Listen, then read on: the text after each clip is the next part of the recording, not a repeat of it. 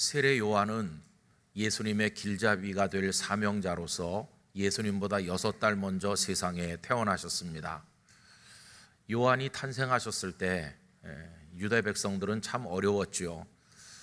일찍이 남왕국 유다가 바벨론 느부갓네살에게 멸망한 이후 그들은 수백 년을 강대국의 억압 아래 고초를 겪고 있었습니다.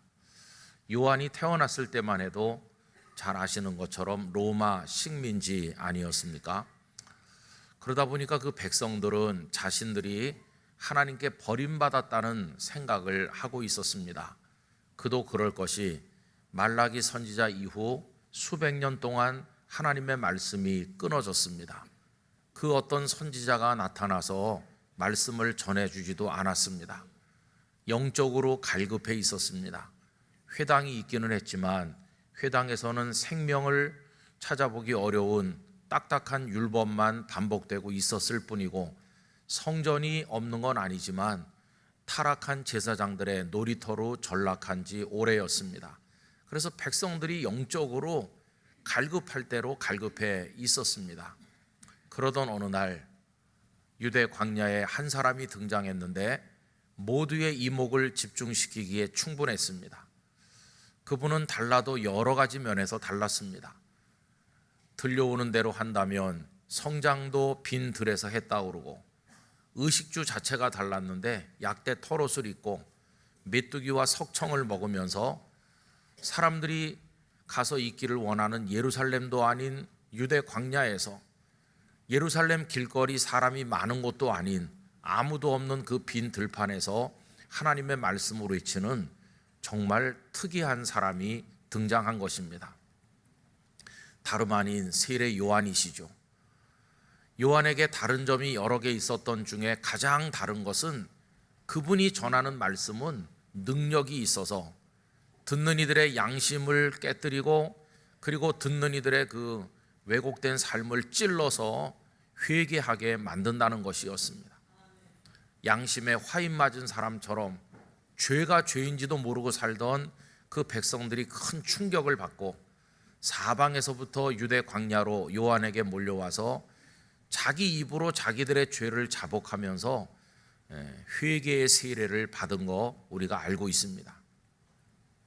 얼마나 많은 사람들이 요한에게 매력을 느꼈는지, 또 그의 말씀을 따라 새로운 인생을 살기로 결심했는지, 심지어는 강포한 군인들도, 그리고 돈의 인생을 팔아버린 세리들까지도 와서 그 앞에 무릎을 꿇고 새로운 인생의 길이 무엇인지를 질문할 정도로 요한의 능력은 대단했습니다.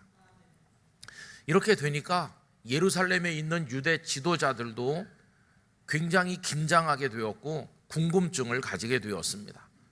저 요한이란 사람이 도대체 누구냐 하는데 그들의 마음이 궁금증을 품게 되어서 사람을 보내서 당신이 누구냐 이렇게 질문을 하게 했습니다. 여러분, 그게 바로 오늘 본문 19절인데요. 유대인들이 예루살렘에서 제사장들과 레위인들을 요한에게 보내어 네가 누구냐 물을 때에 요한의 증언이 이러하니라 라고 되어 있습니다. 지체 높은 유대인들까지도 요한의 정체에 대해서 궁금하게 여긴 것은 당시 많은 유대 백성들이 요한을 오시기로 되어 있는 메시아 그리스도가 아닌가 생각을 했기 때문입니다. 누가복음 3장 15절에 보면 이런 말씀이 있습니다. 백성들이 바라고 기다림으로 모든 사람들이 요한을 혹 그리스도신가 심중에 생각하니, 갈급한 사람들의 마음속에 바로 저분이 우리가 수백 년 기다리던 메시아가 아닐까, 이런 생각들이 확산되어 나가고 있었고, 유대 지도자들까지도 요한의 정체에 대해서 궁금증을 가지고 사람을 보내게 된 것이었습니다. 정말 요한은 우리가 그저 성경에서 대하는 것보다 훨씬 더 큰 영향력을 가지고 당시 유대 사회를 밑바닥에서부터 흔든 분이었다는 사실을 우리가 알게 됩니다. 자, 그런데 여러분, 요한의 진정한 위대함은 거기 있는 게 아니었어요. 의식주가 특별한 거, 그분이 전하는 말씀이 대단히 능력이 있는 거, 그게 그분의 위대함이 아니었어요. 요한의 위대함은 전혀 다른 곳에 있었습니다. 진정으로 요한을 위대하다고 존경하게 만드는 건 다른 데 있었어요. 그 뭐냐 하면은 요한이 스스로에 대해서 나는 아니요라고 대답한 바로 그것입니다.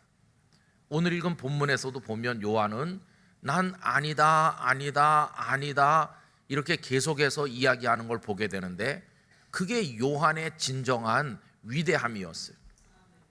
그럼 여러분, 그 아니라고 부정하는 게 왜 요한에게 위대함이 되었을까요? 그것은 요한은 하나님께서 이 세상에 보내신 내비게이션과 같은 역할을 해야 될 사람이었기 때문입니다. 요한이 인도해야 될 목적지가 뭘까요? 예수님이세요. 예수님. 사람들을 생명의 구주 되시는 예수님께 도착하도록 정확하게 안내해야 될 책임이 요한에게 있는 것이에요. 그런데 앞에서 말씀드린 것처럼 사람들은 예수님께 도착해야 된다는 걸 잘 모르고 요한이 메시아인가, 요한이 구주인가 이렇게 생각하면서 사람들이 요한에게로 오는 겁니다. 요한에게로 찾아오는 사람들은 길을 잘못 든 사람들이죠. 그러면 요한이 뭐라고 말해야 됩니까? 길 잘못 들었어요 이렇게 말해줘야 되는데 그게 바로 나는 아닙니다라고 말하는 것이었어요. 여러분, 오늘 본문에 보면 그가 3번이나 난 아니라 이렇게 얘기하는 것을 볼 수 있는데 먼저 20절 말씀 우리 같이 읽읍시다. 요한이 드러내어 말하고 숨기지 아니하니 드러내어 하는 말이 나는 그리스도가 아니라 한데, 사람들은 그가 그리스도 메시아인가 생각을 했는데 요한이 명확히 말합니다. 난 그리스도가 아닙니다. 여러분, 유대인들은 구약 성경의 여러 예언의 말씀을 통해서 하나님께서 자신들을 위해서 메시아를 보내줄 걸 믿고 있었고 벌써 수백 년을 기다리는 중이었습니다. 그리고 요한인가 이렇게 생각한 겁니다. 그런데 요한은 명확히 말하죠. 난 아니다 이렇게 말하는 거죠. 또 그 다음 21절 앞부분에 보시면 자신은 엘리야도 아니라고 말해요. 또 묻되 그러면 누구냐? 내가 엘리야냐? 이르되 나는 아니라 이렇게 말하죠. 이 엘리야 이야기는 조금 설명이 필요할지 모르겠어요. 구약 성경의 맨 마지막 책이 말라기서인데 말라기서 4장 5절 6절에 보면 엘리야를 보내시겠다는 예언이 나옵니다.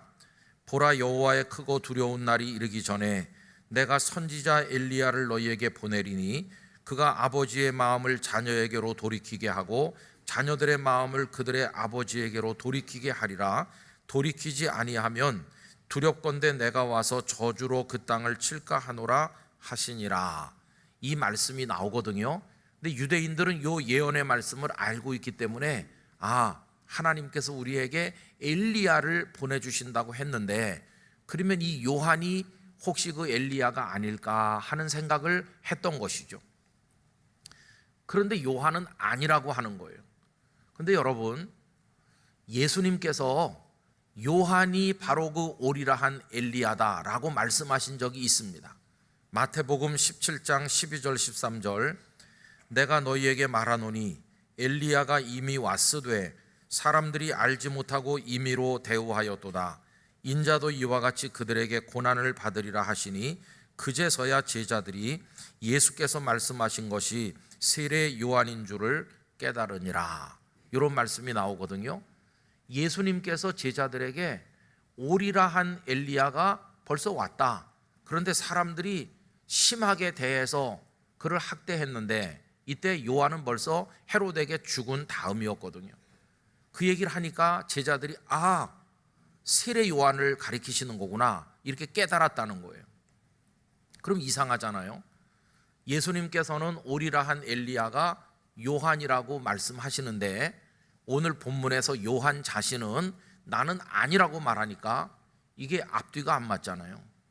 근데 여러분, 이게 하나도 이상하지 않습니다. 왜냐하면 유대인들이 와서 당신이 엘리야요? 라고 물을 때 그들이 생각하는 엘리야는 북왕국 이스라엘의 아합 왕 시절에 갈멜산에서 우상의 선지자들을 물리치고 그리고 회리바람을 타고 영광스럽게 승천한 바로 그 엘리야를 생각하는 겁니다. 그 엘리야가 우상의 선지자들을 물리치고 승리한 것처럼 그가 하늘로부터 다시 와서 우리들에게 놀라운 걸 보여줄 것이다. 이걸 기대하면서 당신이 그 엘리야냐 이렇게 물어본 거거든요. 그런데 말라기 4장에 나오는 그 엘리야는 회리바람으로 올라간 그 엘리야가 내려온다는 뜻이 아니에요. 엘리야 같은 이가 와서 사람들의 마음을 돌이키게 할 거라고. 아까 읽어드린 말씀 중에 4장 6절에 보면 마음을 돌이키게 한다는 게 나오잖아요. 여러분, 마음을 돌이키는 게 뭡니까? 회개하는 겁니다. 회개. 그러면 엘리야가 온다는 뜻이 아니라 엘리야적 사명자가 온다는 뜻이죠. 요한은 그 사명을 감당했습니다. 왜 그러냐 하면 요한이 와서 말씀을 전할 때 사람들이 다 회개하고 마음을 돌리고 세례를 받았잖아요. 그러니까 예수님은 오리라 한 엘리야 같은 사명자가 왔다는 거예요. 그가 세례 요한이다 이렇게 말씀하는 거고, 사람들이 와서 질문하는 건 회리바람 타고 올라간 그 엘리야가 온다는 뜻으로 이해하니까 요한은 그들에게 나는 아니라고 대답을 한 것이었어. 또 세 번째로 요한은 한 번 더 자신이 아니라고 말하는데, 여러분 21절 뒷부분에 가서 보시면 또 묻되 네가 그 선지자냐 대답하되 아니라 이렇게 말하죠. 여러분, 그냥 선지자냐고 물어본 게 아니라 그 선지자냐 이렇게 물어보죠. 그 선지자 그러면 유대인들의 머릿속에 한 사람 이미 기억되어 있는 사람이 있어요. 그게 누구냐 하면은 모세 같은 선지자, 그런 뜻입니다. 신명기 18장 15절에 보면 네 하나님 여호와께서 너희 가운데 네 형제 중에서 너를 위하여 나와 같은 선지자 하나를 일으키시리니 너희는 그의 말을 들을지니라. 이런 말씀이 나오거든요. 여러분, 모세 같은 선지자 굉장하죠. 모세가 한 일이 뭡니까? 백성들을 애굽에서 구원했잖아요. 그런데 모세 같은 선지자가 나타나서 백성들을 구원한다.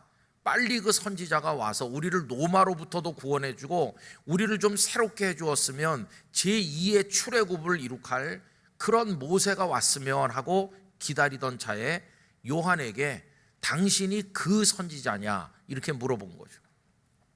그러니까 요한은 자기는 그런 선지자도 아니라고 말하는 거예요. 그러면서 자신을 누구라고 말하느냐 하면 광야에 외치는 소리라고 이야기하죠. 여러분, 오늘 본문 23절 말씀을 보십시오. 이르되 나는 선지자 이사야의 말과 같이 주의 길을 곧게 하라고 광야에서 외치는 자의 소리로라 하니라. 이렇게 요한이 자신이 누구인가를 이야기했어요. 여러분, 아까 제가 요한의 진정한 위대함은 아닙니다, 아닙니다 이렇게 말하는 데 있다고 그랬어요. 이게 왜 중요할까요? 그는 내비게이션 같은 사명을 받았기 때문에 사람들을 예수님께로 정확히 인도해야 되기 때문이에요. 그런데 만약에 요한이 그거를 하지 않고 있으면 사람들을 예수님께로 인도하는 책임을 제대로 감당하지 못하는 거잖아요. 그래서 요한은 자신은 그리스도도 아니고 엘리야도 아니고 그 선지자도 아니라고 말해요. 그리고 나서 일단 부정을 한 다음에 이제 진정한 그리스도, 진정한 구원자로 오신 예수님을 그들에게 소개하는 거예요. 여러분, 이건 마치 뭐와 같으냐 하면 우리가 운전을 할 때 내비게이션의 안내에서 벗어나서 엉뚱한 데 가면 뭐라고 말합니까? 경로를 다시 참색한다 그렇게 하잖아요. 그거는 마찬가지예요. 올바른 경로를 알려주는 거예요. 누구를요? 예수님을. 그래서 적극적으로 예수님을 얘기해요. 여러분, 오늘 본문 26절 27절을 보시면 자기 뒤에 오시는 분에 관해서 얘기했어요. 요한이 대답하되 나는 물로 세례를 베풀거니와 너희 가운데 너희가 알지 못하는 한 사람이 섰으니 곧 내 뒤에 오시는 그이라. 나는 그의 신발끈을 풀기도 감당하지 못하겠노라 하더라. 그러면서 자기 뒤에 계신 예수님을 이야기하는 거예요.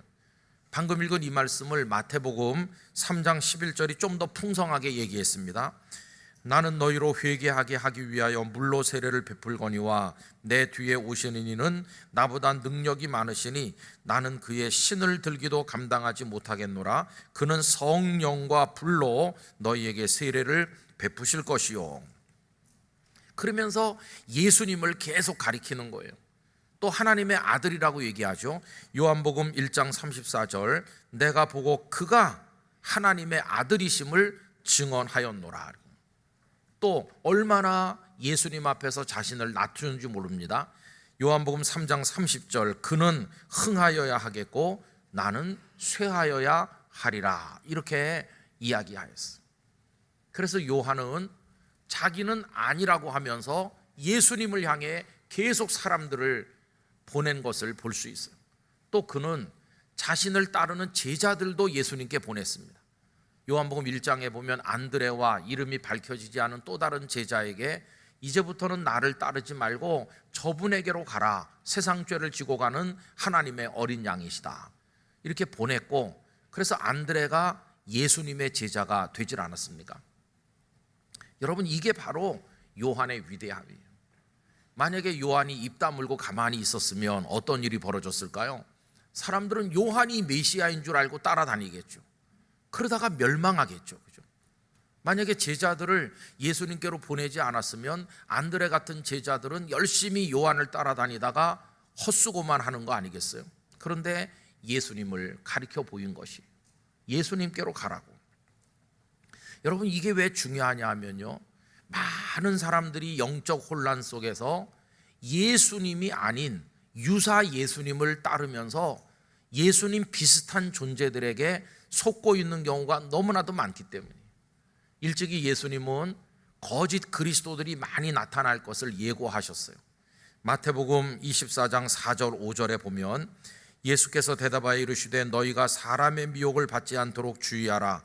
많은 사람이 내 이름으로 와서 이르되 나는 그리스도라 하여 많은 사람을 미혹하리라, 이렇게 경고하신 바가 있어요. 저는 오늘 우리 성도들의 마음에 하나님의 손가락이 나타나길 원합니다. 하나님의 손가락이 예수님을 가리켜 보일 때 오직 예수님만 믿는 영락의 성도들이 되시기를 축복합니다.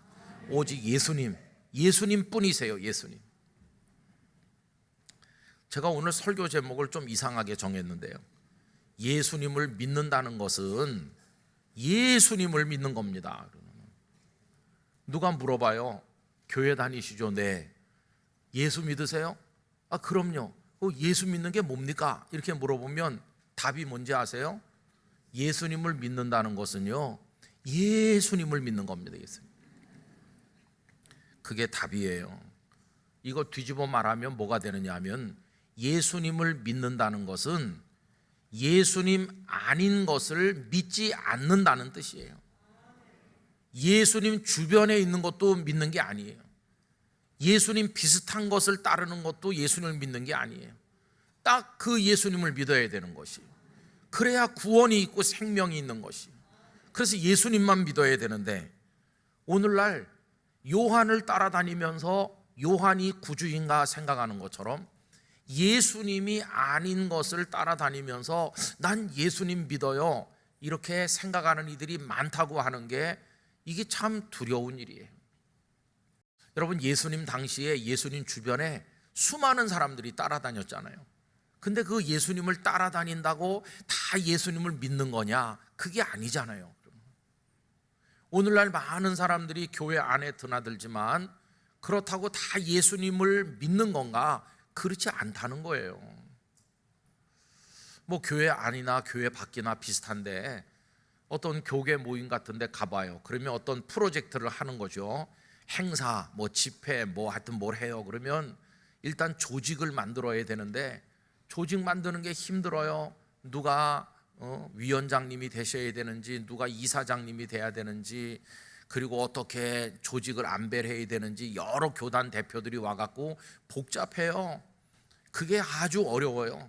그리고 만들고 나면 그거 운영 규칙을 또 만들어야 되고, 그리고 또 그걸 가동하려면 재정이 있어야 되는데 돈은 어떻게 모을까, 이렇게 하고 처음부터 마지막까지 계속 이게 의견이 잘 안 맞아요. 그래가지고 나중에는 막 화를 내면서 나가는 사람도 있고 또 들어오는 사람도 있고 복잡해요. 그러면 옆에 있으면 저분이 예수님을 믿는 사람 맞을까?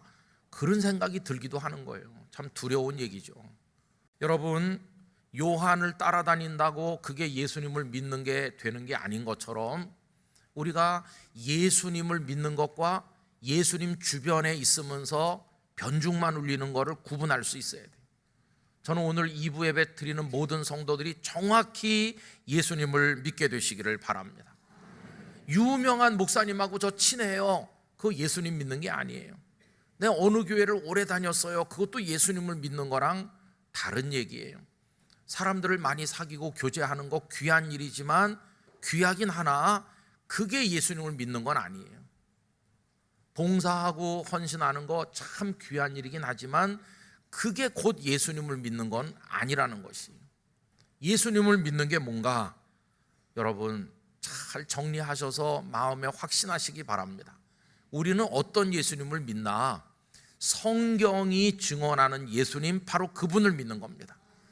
어떤 유명한 목사님이 말해주는 예수님이 아니라 성경이 증언하는 그 예수님, 구약에 예언됐고 예언된 대로 하나님이시면서 하나님의 아들로 사람 몸을 입고 이 땅에 오사 우리가 받아야 될 죽음의 형벌을 십자가에서 대신 받으시고 우리 죄를 씻기 위해서 보혈을 흘려주셨고, 그리고 죽음에서 사흘 만에 부활하셔서 영원한 생명의 길을 열어주신 유일하고 오직 한 분밖에 없으신 그 생명의 구주 예수님, 그분을 우리는 믿는 겁니다.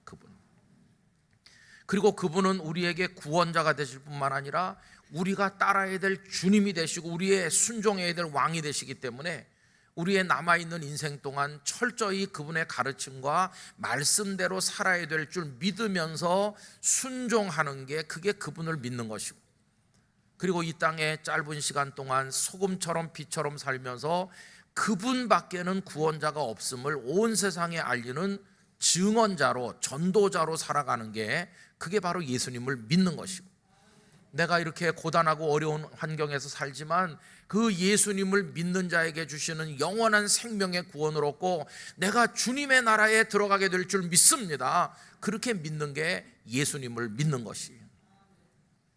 그게 예수님을 믿는 거예요. 그 예수님을 믿어야 돼요. 여러분, 그래서 우리는 언제나 우리 마음속에 질문해야 됩니다. 그 예수님이 성경이 증언했고 사도신경에서 우리가 고백하고 있고 2000년 교회 전승 안에서 확인하고 또 확인하고 체험되고 또 체험되고 오늘도 우리 속에 역사하고 계시는 그 예수님을 내가 분명히 믿는가 생각을 해봐야 됩니다. 바울 사도께서는 빌립보 감옥의 간수에게 말하기를 주 예수를 믿으라, 그리하면 너와 내 집이 구원을 받으리라 할 때 그 주 예수님이 어떤 주 예수님이십니까? 바로 이 예수님을 말하는 것이. 우리가 나중에 천국문에 섰을 때 천국에 들어가는 유일한 한 가지 조건은 그 예수님을 믿었는가 하는 것뿐이에요. 다른 건 다 중요하지 않아요. 너 목사였느냐 중요하지 않습니다. 네가 얼마나 교회를 자주 드나들었느냐 그것도 본질적인 문제는 아니에요. 네가 직분은 뭐 받아 있었는데 그런 거 묻지도 않으실 거예요. 가장 중요한 거, 그 예수님을 믿는 믿음이 있었는가, 그게 유일한 것이 유일한. 저는 우리 영락교회 목사로서 이런 소원을 가지고 있어요. 우리 영락교회에 소속된 모든 성도들이 다 이 예수님 한 분으로 구원을 받고 이 예수님의 깃발을 높이 들고 예수님의 영광을 선포하며 살고 나중에 단 한 명의 낙오자도 없이 다 그 예수님의 이름으로 천국의 백성이 되게 하여 주시옵소서, 그런 소원을 가지고 있어요. 그러니 여러분, 누가 물어보걸랑 예수님을 믿는다는 것은 예수님을 믿는 겁니다, 이렇게 말할 때 그 답에 담긴 의미를 확신하시며 살아가시게 되기를 바라는 것입니다. 오직 예수님 한 분뿐이세요. 오직 예수님 한 분. 우리 성도님들의 심령이 그 예수님으로 충만하기를 원합니다. 지금은 하나님의 영이시며 예수님의 영이신 성령께서 우리 안에 역사하고 계시는 중이에요. 성령님의 가르침과 인도하심 가운데 오직 예수님으로 채워져서 예수님 안에 승리하고 예수님으로 구원받고 예수님 안에서 천국의 백성이 되는 그런 축복을 누리게 되기를 간절히 바랍니다. 자나 깨나 눈을 떴으나 눈을 감으나 우리 성도들이 바라봐야 될 분은 예수 그리스도 한 분뿐인 줄로 믿습니다. 그 예수님을 우리의 주님으로 붙들고 승리하는 우리 모두가 되기를 간절히 기원합니다.